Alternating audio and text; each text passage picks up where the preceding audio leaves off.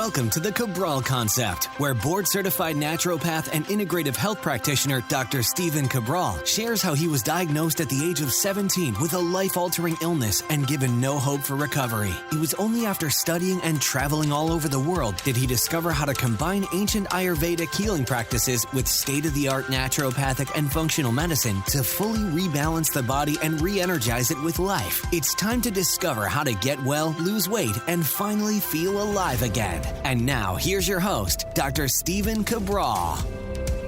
Thank you so much for joining me here today on our first house call of the weekend. Can't wait to get into our community's questions today. Each and every weekend, we're answering your wellness, weight loss, anti-aging, health coaching, mindset, whatever question might come up related to this mind-body healing journey we are all on. So again, like I said, I'm always looking forward to reading over the community's questions on a weekly basis, every Saturday and Sunday. And that's because I love to see what is going on in your life, what you might be dealing with, struggling with, and see if I'm able to provide some type of advice to move you forward one day at a time. And that's really all we can deal with. Deal with today. I know that we're able to take care of today. If we take care of today, tomorrow will take care of itself tomorrow. So what I want to do right now is get right into the show. I know sometimes I give a little bit longer of an intro, but I want to make sure that I'm always getting to a dozen questions or more per weekend and that I don't fall too far behind in answering your questions. So today's questions actually come in on 10:15. This is October 15th. Let's check out when this show is going live. This show will be live on the suspense on November 21st. Okay, so we're only about 5 weeks behind. That's not too bad at all. So we're about 5 weeks behind on answering your question. And sometimes it's all the way up to 12, but we caught back up quite a bit. Again, I'm committed to those 6 questions per day. And let's dive right in. Let's see what that first question is. First question is from Carrie Ann. Hello, you are a true inspiration. Thank you for changing this world one person at a time. Thank you, Carrie Ann. I appreciate that. Carrie Ann says, I've been a chiropractor for almost 20 years now, and I listen to your podcast daily. I'm going to start your IHP program in 2021. My question is about my 9-year-old daughter. She has been suffering from an itchy vagina for almost 12 months now, and 2 months ago also having an itchy anus too. She's seen a very thorough naturopath who we work with on our gut healing, parasites, homeopathic, and more. None of that helped. We've changed to organic cotton underwear, use all natural laundry detergents and soaps. She has a very clean organic diet with almost no dairy, gluten, or soy. She takes probiotics, multivitamin, and vitamin D and C daily. We've also tried some conventional treatments like some type of cream and over-the-counter worming tablets. A very quick history is my daughter was born with a congenital diaphragmatic hernia, and had surgery on day 1 of life. She was tube fed for 4 months with breast milk and on many drugs. After the age of 4 months, she never had another drug in her body and has never taken antibiotics. Thank you so much for your knowledge and help. It's so appreciated. Carrie Ann, I am happy to help answer this question for you. So I just have to give my statement, of course, my disclaimer first, that we're not providing any treatment plans. We're not providing any medical diagnostic advice. No cures, no treatments, no disease claims, any of that good stuff. All right, so let's get started now. So what's really going on here? Well, very likely there's one of 2 issues, and you can get to the bottom of it by running something called the Candida metabolic and vitamins test. You'll want to see if she has yeast overgrowth. The answer is likely the simplest. Your daughter, and again, I wish I knew exactly what changed 12 months ago. Was your daughter, did she, I mean, I know this is going to kind of sound weird, but did she go in a hot tub 12 months ago? And then all of a sudden she started with an itchy vagina, itchy anus over time. So here's the deal. Very likely could be a yeast infection. And the yeast infection may have nothing to do with their gut, but you still want to run that simple urine test right at home. And again, that will show you if there's yeast overgrowth, and that's the Candida metabolic and vitamins test, easily run by a 9-year-old. Just collect their first morning urine. Very, very simple.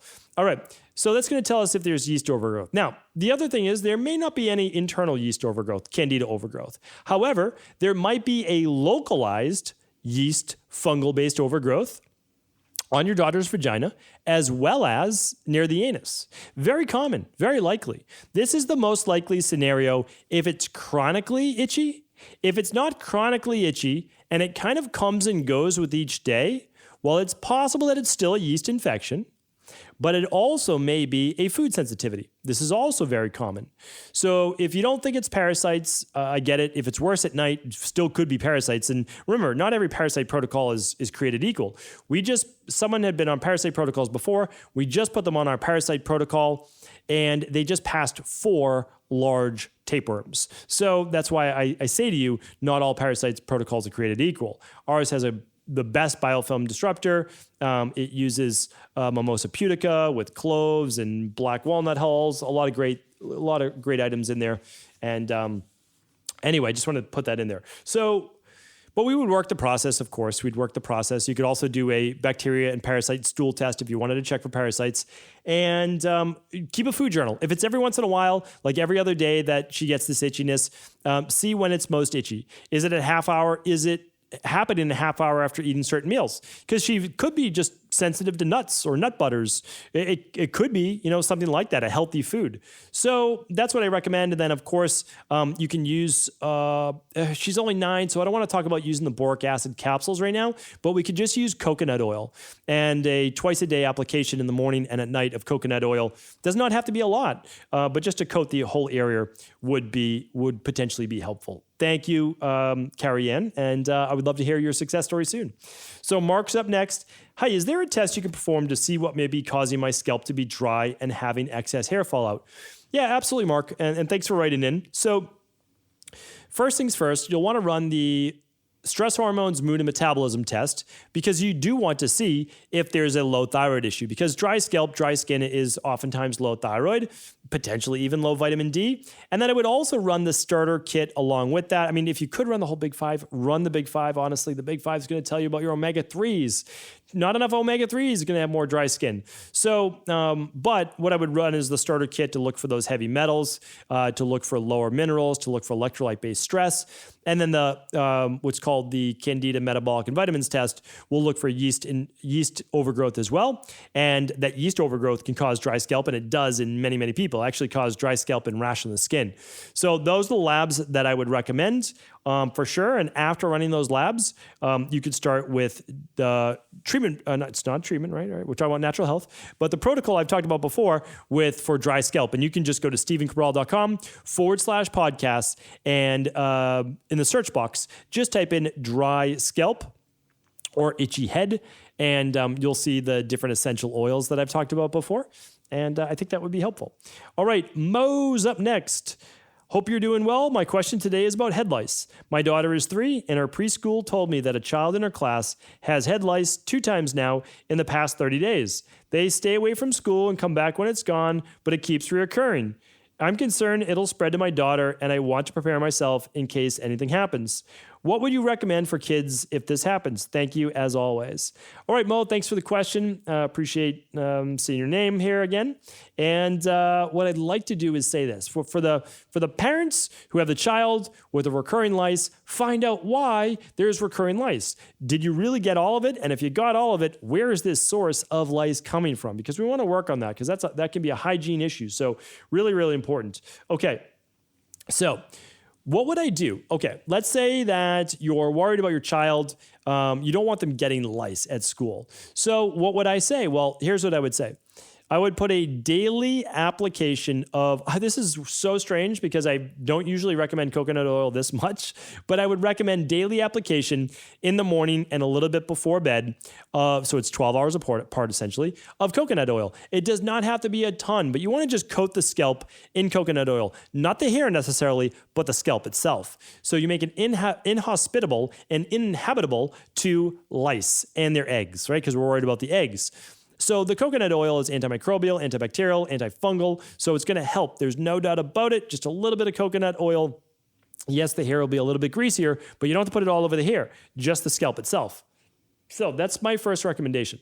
The second is that let's say your child were to get lice. Well, coconut oil is something I would still use, but I would use a wash first, and I would use it in apple cider vinegar wash of the hair. Now, here's the reason why. The reason why lice are difficult sometimes to get rid of is that the eggs themselves are very sticky. They have like a glue-like substance around them and allows them to stick to the scalp, stick to the hair. So then they hatch and, well, now you have more lice. That's the issue, really. So what happens is this: you use a little bit of apple cider vinegar and it gets rid of that gunk, gets rid of that glue. And then, believe it or not, and I know this is going to sound very strange, people have done this for many years. Luckily, I've never had to do it for my daughters, but people have done this for many years. Put mayonnaise in their child's hair, or their hair if they have to. Of course, you're going to wash it out in a second. But what it does is it is able to smother, suffocate those lice themselves. And after keeping it in, let's say for a half hour or an hour, then you're going to wash your hair, okay? What you can do after that is you can use what's called a knit comb. A knit comb will help pull the lice out of the hair. I know, again, not great to think about, but again, we have to remove these things, and then you use the coconut oil after the shower, after the comb, to put that coconut oil back on the scalp and hair for sleeping. And you can always wrap the head if you want. If you're worried about getting coconut oil on your pillow, you can wrap your head in a little hair towel. So that's that. That is my lice-based application. And Mo, I hope that serves you well. Next up, and Mo, I hope you never have to use it. But again, the coconut oil is what I would do. So Lorena is up next. Hey, Dr. Cabral, thank you so much for all of your knowledge that you share with all of us. My son is 12 and started doing the CBO for children. The CBO protocol is our candida and bacterial optimizing protocol.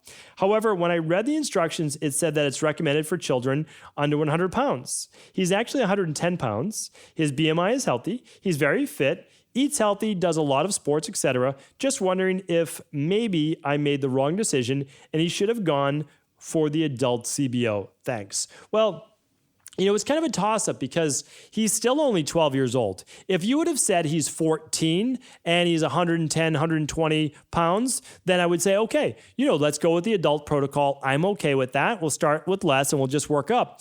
But he's still only 12, and I know maybe he just matured maybe a little bit faster, but he's still 12 years old and still a child. And so what I want to do is I want to begin with the children's CBO protocol, and you're just going to use the highest dosage. That's all. Because our children's CBO protocol, you use half the dosage if your child's 50 pounds, right? So it's like, we just work it like that. So Lorena, your son's just going to start right out of the gates with the full dosage, and that's what I would recommend. And then, of course, if subsequent testing showed there was still a little bit left, then we could always do the adult protocol if needed.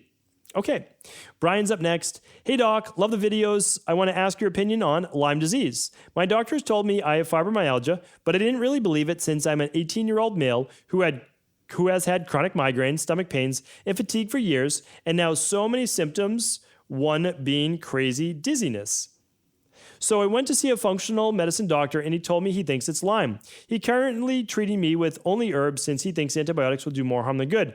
What's your approach to healing Lyme? Do I need to take antibiotics to fully recover? Thanks. All right, so for Lyme, I'm going to have you go back to stephencabral.com/podcast and just type in Lyme, Lyme, and you'll see all my shows on Lyme because I've gone through that protocol many, many times actually. And I want people to get used to using that search box just so they get their answers exactly when they need it and not have to wait the 6 weeks. But also the reason why I'm not giving it to you right now is because you might not have it. There's an unfortunate thing that happens inside of the health industry and nutrition industry. Here's what happens. Okay, so right now, keto is the best thing ever, or carnivore is the best thing ever, right? So everybody just goes on that because it's just mainstream, hyped up by the media. And luckily it's dying down a little bit, but when in doubt, when you can't figure out what it is, it's Lyme disease. Like, it's just the industry that we're in, or no, now it's becoming mold. So Lyme is no longer fashionable. The same symptoms of Lyme is mold. Mold is now what everybody's being treated for. And sure, do some people have Lyme? Absolutely. Do some people have mold? Absolutely. We work with people with mold every single day in our practice. So I'm not saying that's the issue, but I'm saying is it's a Band-Aid based approach. I mean, it really is. Do we know if it is? I don't know. Did you lab test? Were you positive? Do you have other symptoms of Lyme? Do you have joint pain? There's so many other symptoms. You know, dizziness is one, let's see here. Chronic migraines, and one being dizziness. Well, how do we know that you don't have POTS, postural orthostatic tachycardia syndrome? It's probably a lot more likely as an athlete, someone that's, I think you said you're an athlete. I have no idea if I just made that up. I might have made that up. But postural orthostatic tachycardia syndrome could be a likely scenario. You might have histamine-based issues. You might have allergies, and that's why you're getting the headaches from the histamines and the allergies, and it's also why it's making you lightheaded. So there's a lot more out there than Lyme disease. It's not always Lyme, and it's not always mold. I've got someone else that I know right now in my practice, and they're convinced that they have mold, and so they're doing it, but yet it's not mold. I already know ahead of time that it's not mold because I've seen them get well and they've already been well and now they're not well. And it's not a relapse from mold because they weren't exposed again to mold. This is in the past. So again, I always want to caution people. I've been doing this a long time, so I already see your path. I already see what you need to go through. But again, this is all part of the healing journey. So Brian, this is part of the healing journey. You're going to learn a lot. You're going to explore a lot. And who knows, you might even get into the health field one day and be able to help people. But this is a call to all functional medicine practitioners and doctors, naturopathic doctors, integrative health practitioners, that not everything is Lyme, not everything is mold. There are many more underlying root causes. Now, even if there is Lyme and there is mold, there are other factors sometimes at play as well. So I just want to preach that out there. A little bit of a rant, a little bit of a soapbox based rant there, but sometimes it happens. Okay, next up, and the last question of today is from Samantha. Samantha says, "Hi, Dr. Cabral. If the activated B complex causes body odor unlike I've ever experienced, and I'm absolutely sure if this vitamin, after lots of trial and error, would you recommend continuing to take it, as this could be a sign of it doing its job detoxing the body? I read choline has been associated with a fishy body odor, but only in individuals with a rare metabolic disorder known as trimethyl ammonia. I can't even pronounce that. I wouldn't call the body odor smell fishy though, just more pungent than ever before. Thank you oh so much. I tried to find the answer myself, but feeling a little confused, and I wanted to ask an expert." Samantha, really great question. This is common. This is not common, but I've heard this before. Okay, so here's what we want to do. And this is really important. I want you, so everybody needs B vitamins, okay? And choline's part of that family as well. What I want you to do is be able to decipher if it's choline or the other B vitamins. Okay, so here's what you can do. I want you to find an activated B complex. So I want it to have methylfolate, MTHFR-based version. So it's usually 5-MTHF, 5-methyl tetrahydrofolate. Yes, that's correct. And then methylcobalamin. That's the B12. I want it to have P5P, that's paradoxal 5-phosphate, as the B6. I know it's strange, it's B6, but it's called paradoxal 5-phosphate or P5P. P5P, yes. So that's what I want you to look for, all right? Very, very important. And what I want you to do is make sure that it does not have choline in it, or maybe even the trimethylglycine that we like to add. Now, because for the most part, you want those for energy and you want it for brain health, but you might not be metabolizing those well.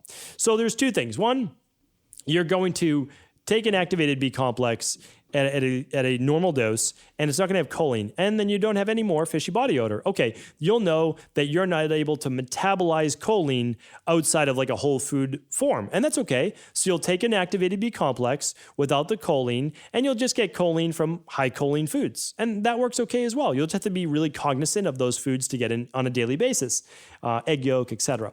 Okay, so that's that. Now, the other issue it could be is simply dosage. Your body may not be ready to metabolize the activated B complex. So if you're used to using 2 at a time, you'll use 1. Now, here's the other thing. If you are using our daily nutritional support, you are already getting all of those together. You're already getting all of the methylated B vitamins. So what I would say is, if you don't have the fishy body odor that way, meaning like taking the daily nutritional support, it most likely is a dosing issue and not the B complex itself, meaning you've already met your upper limit. You don't need any more. Your body's pushing it out through its detox organs, such as the skin, and you do smell that. So that's what I would recommend. One, simply might just be the dosage, right? Because there's choline in the daily nutritional support as well, and the daily activated multi, because it's part of a good formula. And the other is that it's simply maybe the choline itself, and you'll want to find a product without that. And then you'll just get that part through whole food on a daily basis. So hopefully that helped answer your questions. Again, always happy each and every weekend to be able to answer our community's questions. And again, thank you so much. I really do appreciate you being a part of this community and always sharing the show with anyone you believe it could serve. Take care, everyone. Before you go, I wanted to share a personal story with you. The real reason I began to get well finally is because I figured out what was wrong with me. And that might seem pretty obvious, but I went from doctor to doctor for over 2 years before discovering at-home functional medicine lab testing. These are the labs that enabled me to finally figure out what was wrong with my hormones, blood sugar, electrolytes, and gut health. And once I knew what was wrong, I could then follow a proven plan in order to rebalance my body from the inside out. This is why I believe so strongly in functional medicine lab testing and why I've made it my mission to share these labs with the world. Now at equa.life, you can order an at-home lab test or lab bundle for you and your family and be able to complete it within the week. Plus, the EquaLife difference is that you're not left to try to read and figure out these labs on your own. We explain what your lab numbers mean, what they mean in the much bigger picture, and then how to go about rebalancing your body in order to heal. To see our full selection of lab tests, or to set up a free lab selection call to find out what labs may be best for you, simply head on over to equa.life/labs. And do remember, we ship these all over the world. To find out more and to set up your free lab selection call, simply head on over to equa.life/labs. That's EQUI.LIFE/labs.